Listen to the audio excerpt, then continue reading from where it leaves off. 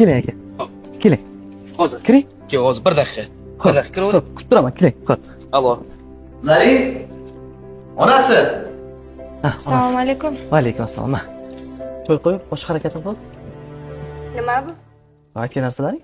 Nega har safar kelgansiz mana shu oddiy narsalar ko'tarib kelasiz? Men aytgan Ota, narsalarni ishlarim olib yaxshi kelmay. bo'lsa, bilasan, olib kelaman. Ishlarim yaxshi bo'lsa, sizni qachon ishingiz yaxshi bo'lgan? Onasi ozgina sabr qil. Sabr, sabrdan chegarasi bor. Mashxonadan kelin bo'lib tushganimdan beri shu vaqt bu. Aka, Aka, keling. Bor choyga qara. Keling. Keling. Ruxsat bersangiz, senga 1 daqiqa gapim bor.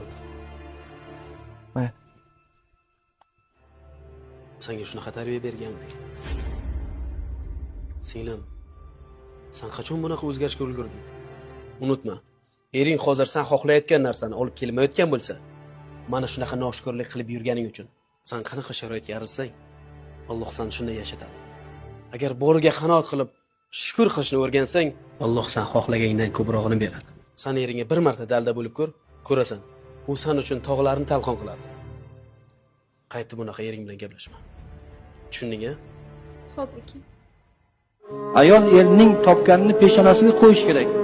Uning uchun unda shukronalik hissi doim bo'lish kerak. Agar ayol noshukur bo'lsa, u eriga ham minnatdorchilik bildira olmaydi, Allohga ham shukr ayta olmaydi.